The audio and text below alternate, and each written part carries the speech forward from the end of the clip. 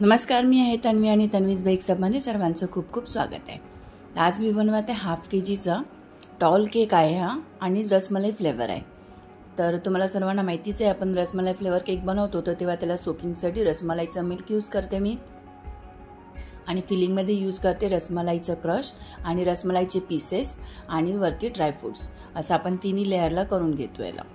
आणि याचा crumble coat झाल्यानंतर आपण जो रसमलाईचा केक असतो तो थोडा मॉइस्ट केक असतो आणि माझे सर्व होममेड केक असतात। याला मी प्रीमिक्स यूज करत नाही। रसमलाई पण माझी होममेड असते त्यामुळे सर्व केक एकदम सॉफ्ट असतात ते म्हणून मी यांना क्रम्बल कोट याचा मी अर्धा ते पाऊण तास सेट करून घेते आणि अर्धा ते पाऊण तास सेट झाल्यानंतरच याला फायनल कोटिंग करते।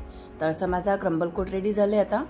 तर मी याला फायनल कोटिंग करणार आहे अर्धा पाऊण तासानंतर आणि त्याला मी फायनल कोटिंगसाठी यूज करते येलो कलरची क्रीम, कारण रसमलाई फ्लेवर आहे मग त्याच्यामध्ये येल्लोचं लुक दिसलं पाहिजे म्हणून मी लाईट येलो कलरची क्रीम यूज करणार आहे।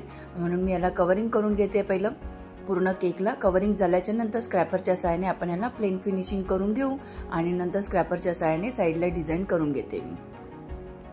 आणि आता याचं डिझाईन झाल्यानंतर मी पाइपिंग बॅगमध्ये 1M नोझल भरून घेणार आहे आणि त्यात थोडी डार्क शेड करणार आहे येल्लोची आणि ती भरून घेणार आहे आणि वरती मी त्याचे असे स्विरल पॅटर्न रोजेस बनवणार आहे।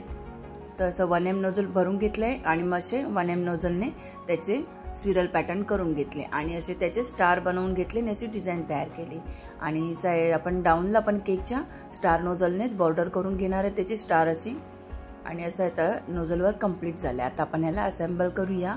रसमलाईच्या पीसेसने रसमलाईचे पीसेस करून घेतलेले ते मी असे वरती लावून घेतले।